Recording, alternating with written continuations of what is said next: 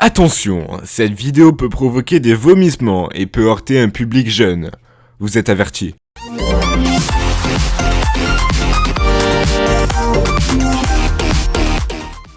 Hey, pensez-vous vraiment avoir tout vu sur l'art contemporain? Bah vous n'allez pas être déçus. On se retrouve pour 5 œuvres contemporaines vraiment bizarres. Numéro 5. Déjà, regardez bien cette photo. Pour vous, qu'est-ce que c'est? Une grande toile peinte en rouge? Des personnes qui ont peint au hasard sur un mur? Des mouchoirs menstruels? Oui, c'est bien des mouchoirs menstruels. L'artiste française Laetitia Bourget a réalisé en 8 ans, de 1997 à 2005, un ensemble de 700 mouchoirs qui ont été mis dans son entrejambe pendant la période de menstruation. Les 700 mouchoirs sont classés par mois. Bref, c'est assez dégoûtant. L'artiste a un site, donc si vous voulez aller visiter ses autres œuvres toutes plus intéressantes, je vous laisse y aller sans moi. Numéro 4. Jordan McKenzie ou l'homme qui peint avec son sperme. Étonnant, n'est-ce pas?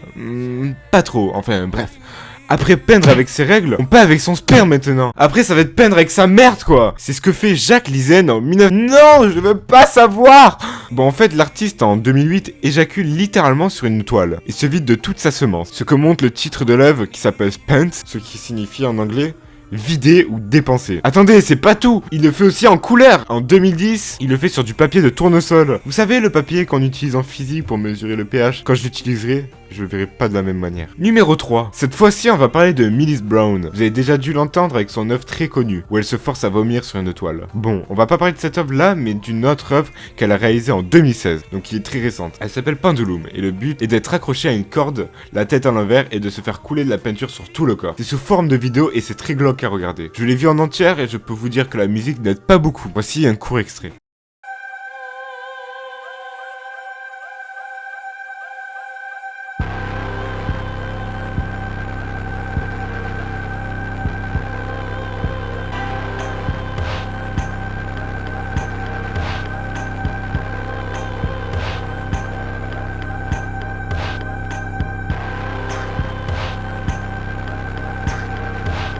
Bon, la musique rend l'ambiance encore plus glauque qu'au début. Attendez, mais regardez la tête qu'elle a à la fin. C'est un film d'horreur cette vidéo. À part ça, elle est plutôt bonne. Donc c'est assez agréable à regarder. Et puis, je me posais une question. À quoi ça sert? Quel est le projet, quoi? Je comprends pas. Il n'y a aucun message à tirer dedans, mais le public a l'air conquis à ce que je vois.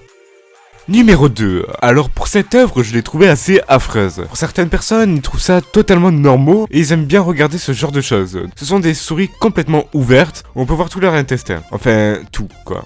Vraiment tout. Peut-être que cette photographie est destinée à la science, je ne sais pas, mais José Eugenio Marchesi affirme que c'est une photographie artistique et que c'est une œuvre. Numéro 1.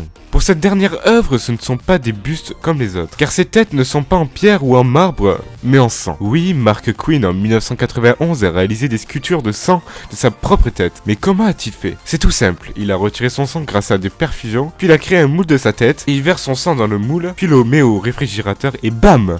Une sculpture de sang. Bon, c'est assez glauque, mais on va faire avec. Et voilà, c'est déjà fini avec ces 5 œuvres vraiment très glauques. Si cette vidéo vous a plu, je vous invite à vous abonner à la chaîne si ce n'est déjà fait, et de laisser un petit pouce bleu, car ça fait extrêmement plaisir. Bye tout le monde.